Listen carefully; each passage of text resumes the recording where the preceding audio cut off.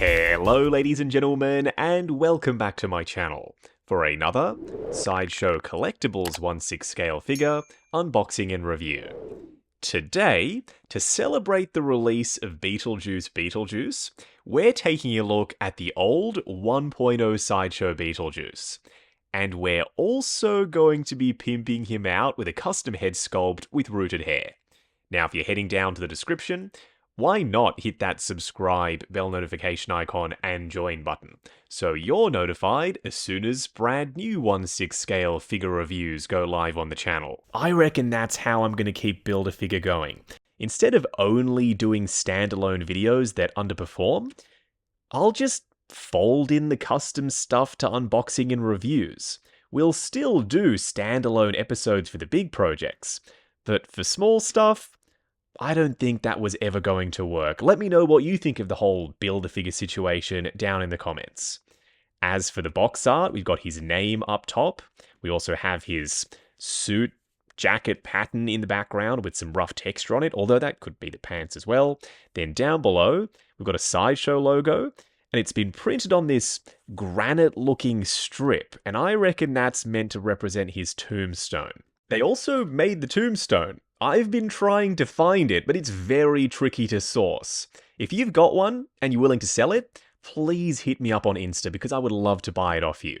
On the side of the box, we've got a purple gradient background with this grungy effect in the corners, and his name straight through the middle. The sandworms are so random. Like in the first movie, Beetlejuice is prattling on about something and he just goes off on a tangent about sandworms, but I love it. On the back of the box, we have a sandworm. There's a very vibrant green background. Down below, warnings and legal information. Another tombstone reference. Really, here lies Beetlejuice on the separate banner that sits on top of the clam tray. They're just rubbing it in at this point. Mark my words, I will find a tombstone eventually to pop behind Beetlejuice. We've got a clam tray showcasing the figure inside. We'll get to him in a minute. But the way they've wrapped the sandworm all the way around the edge of the box and how it spills onto the back, it's a really neat piece of artwork. I wish more companies would experiment with their art like that. If you're sitting there thinking, Justin, a custom head sculpt, seriously, is that even necessary? Surely the stock one is more than serviceable. Well, you tell me. I don't think it is. The outfit, the body, the proportions, the accessories, all fantastic. But not the head sculpt. That is why I've gone with a custom one. You'll see what I mean a little bit later. What we're going to do now is get all of his accessories laid out in the lightbox and take a closer look at everything he comes with. Starting off with the display base first. They could have had so much fun with the artwork on this base. Instead, they gave us the world's most boring display base. It's a plain black hexagon style stand.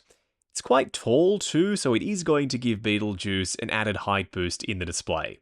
They didn't even bother printing Beetlejuice on the bottom of the base. They usually pop some logos under there. The crotch grabber is adjustable, so you can move it up and down. There was an exclusive version of Beetlejuice, but I didn't get that one. That wasn't the version I purchased. This is the standard. The exclusive accessory was the handbook for the recently deceased. Luckily, the chap that I bought Beetlejuice off, he was very handy, it seems, because he handmade these paper accessories. We have the Beetlejuice flyer, as well as the handbook, and it's got a proper thick, sturdy hardcover to it. Every single page on the inside has been printed. And you'll know me, I adore 1/6 scale printed books, so this was a must-have. And lastly, a full array of hands, including one for the right side that's pre-posed holding the nail file. For a piece as small as this is, and for a hand as old as this is, it's surprisingly well detailed. Like for the file, we've got the texture and a wash over the top of the shiny metallic silver. The nails have been painted with a gloss and they stick out past the tips of the fingers. There's multiple layers of paint for the flesh. And we've got the ring on his pointer finger for all of his left hands. You don't have to switch that out. That's on every single one of them. This gesture, by the way, is meant to be paired up with the nail file, so it looks like Beetlejuice is having a go at one of his fingers. Then we get two splayed out finger hands with the last two curling in ever so slightly. Two hands with the fingers curled in even more. Two finger gun hands or pointing finger hands. One more nail filing hand, but that doesn't make sense because the nail file is already meant to be used on the right side. Look at this added redness for the cuticles around the fingernails. That makes them look bloody and gross, as though they're about to fall off or something. And every single one of the hands has its own ratcheted wrist peg on it, so if you happen to break one, you've got plenty of spares. The fingers are made of a soft rubbery plastic, so prying them open to wedge an accessory inside of his hands, very easy to do. Then two more, already installed on the body right out of the box. These splayed out finger flat open palm hands. What we're going to do now is get the figure himself out here. And knowing who he is, there's only really one way to do that. Beetlejuice, Beetlejuice, Beetlejuice. Standing straight up and down in the light box, no crazy poses or accessories or anything like that. So this is the stock piece.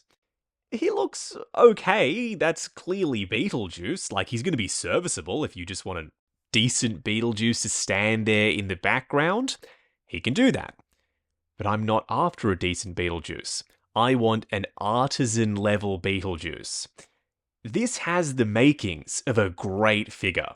The body is custom for him. It's this stumpy, rotund thing with this extra padding for the beer gut. The outfit looks bang on. It's weathered and tailored well. But the head sculpt, that's the one thing that lets this figure down the most. From a distance, it looks like Beetlejuice.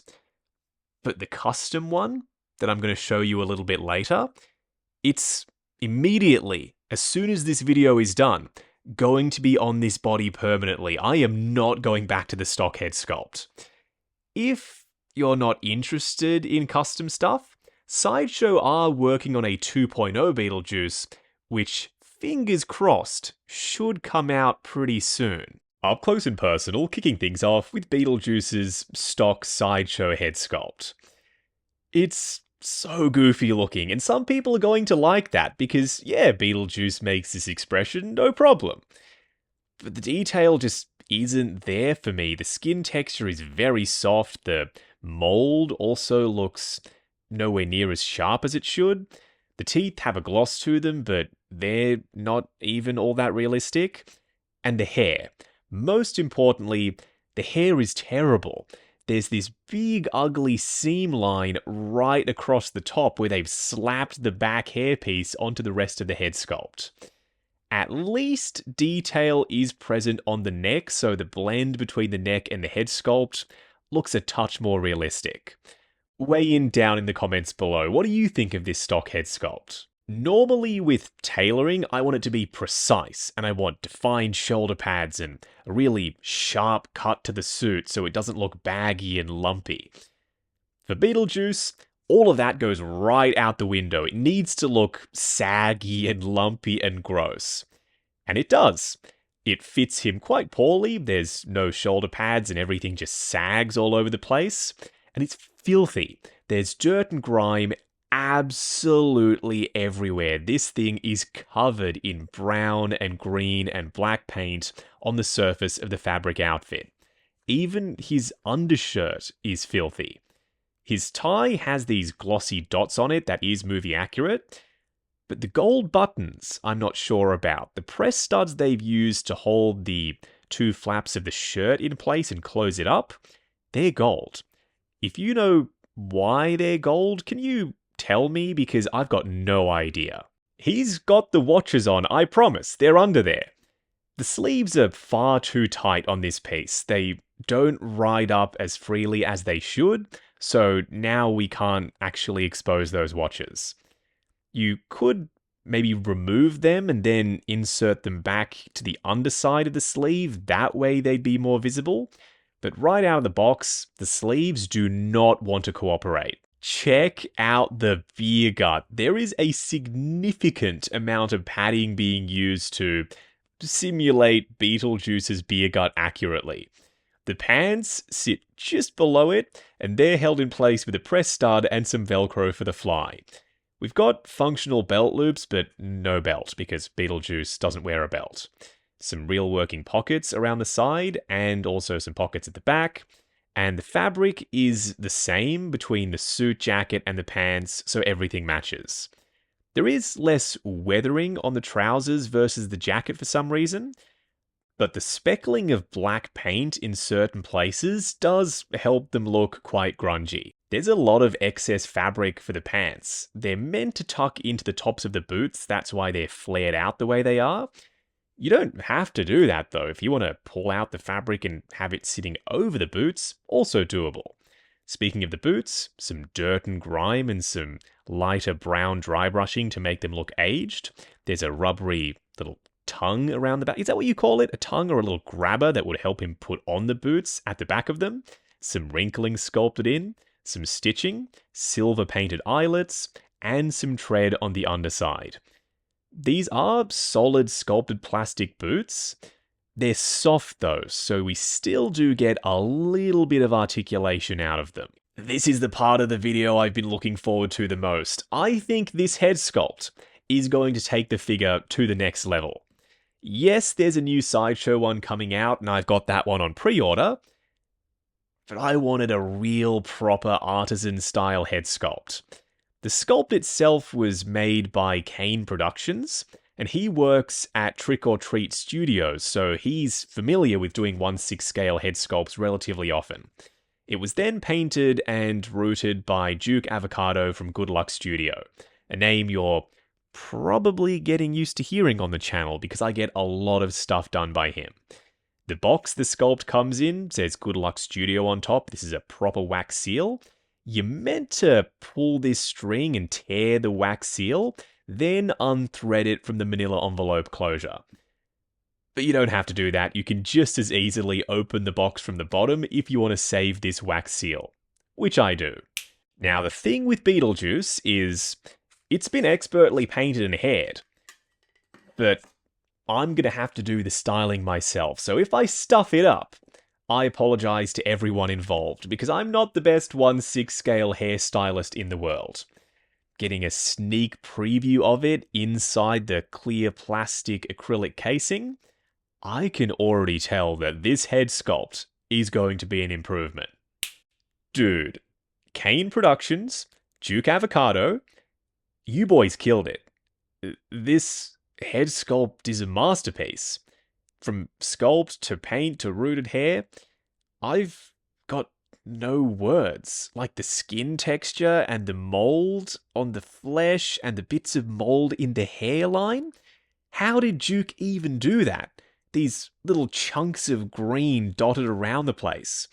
The eyes have a slightly serious look to them, looking up at us through his furrowed brow, but it's this sinister, goofy Beetlejuice expression that he does make in the movie.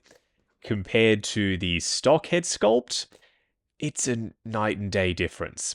This looks like Michael Keaton. This looks like someone trying to cosplay as Michael Keaton as Beetlejuice.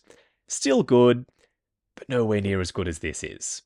The hair is going to require some more futzing and styling to get it to look perfect, but I've only done a quick pass at it, and I'm already sort of happy with how the hairstyle looks. Checking out the head sculpt separately to the body, that's one thing. But the real question is, what does it do for the figure? How is it going to look when it's installed on the Sideshow Beetlejuice body? Let's find out. The juice most certainly is loose. This head sculpt, this body, a match made in heaven. I thought it would be good. I hoped it would be good. I wasn't expecting it to be near perfect. The way it fits, just stock, without having to do any modifications to the neck connector or the body itself, really good. Maybe I could lower the neck a touch. Even then, as it sits right now, this, proportions-wise, fits with the body. It screams Michael Keaton as Beetlejuice. One more time compared to the stock head sculpt. For me, this is Beetlemaya. This is Beetlejuice. The hair does need some work. I'll grab some tools and style it after this video is done. But we can't stick with this head sculpt, unfortunately. It pains me to have to remove that head sculpt from this body after we've seen how good this piece looks with it on. For the sake of consistency, I always review things, or I try to, as they come to me out of the box as they were stock original. Not after I've modified them, because that wouldn't make a ton of sense. We'll potentially go back to the custom head sculpt later on in the video, but I haven't quite decided yet. For a quick side-by-side comparison, can you believe that these are the same person, the same actor playing both of these roles, Beetlejuice and the Dark Knight? Kudos to Sideshow for getting the scaling correct. Their Beetlejuice could have been all kinds of out of whack with DX09, but standing alongside him, they're the same height to the top of their heads, ignoring the boofy hair and the pointy ears, of course. Going over articulation, starting off with his head sculpt. There's a ball joint at the base of the neck and another one up underneath the head itself. Looking forward to there, so barely at all. Going back to there, restricted by the sculpted hair, swivel, and pivot side to side. His arms will go up to there, going forward and back. There's a butterfly joint at the shoulder that hinges up and down. Swivel at the bicep, double bend at the elbow going just past 90, then for the wrist peg, it's a ratcheted hinge and swivel. His torso is restricted because you can see the beer gut, there's a lot of padding for his belly. Crunching forward to there, going back to there, swivel and pivot side to side. His legs will go forward to there as the pants are fighting me because they want to come out of the tops of the boots, going out to there, swivel at the upper thigh, double bend at the knee going just past 90, and then a single piece sculpt for the boots with a double ball peg inside of them. Good for forward and back, they're made of a softer squishy rubber and they're flared out up top so we get some ankle tilt action, and swivel. Wrapping up on the old Sideshow 1.0 Beetlejuice. If you've got a hankering for some juice right now and you don't want to wait for the 2.0 that Sideshow are working on, you could do a hell of a lot worse than this piece. Even stock, he's a decent Beetlejuice. He's far from perfect. The outfit, the proportions, even the accessories with the little nail file and the hands that come with their own wrist pegs, all of that stuff is fantastic. It's the head sculpt that lets this piece down. Now that I've gone custom, I ain't going back to that stock head sculpt. I'm tempted to get it repainted and rehaired by Duke, so I've got two different expressions to choose from. But the way it is currently, it doesn't have a place on any figure in my collection, let alone this one. When I switched to the custom head sculpt, the figure came into its own. It breathed new life into this outfit and this body. Perhaps, if the Sideshow 2.0 Beetlejuice doesn't turn out great, this could be something that you do for your own collection. Pick up a 1.0, get a custom head sculpt, and call it a day. As it stands, do I recommend him knowing full well a new one is coming? Nah, be patient, wait for the 2.0, and then decide if you want to go custom for Beetlejuice. Now, if you're heading down to the description, I've popped some links in there to Kane Productions, the gent who sculpted the custom head, and Duke Avocado who painted and rooted it. While you're down there, why not hit that subscribe, bell notification icon, and join button if you like the sound of seeing your name in the end credits of my reviews. Like, comment, and subscribe. We'll catch you in the next video.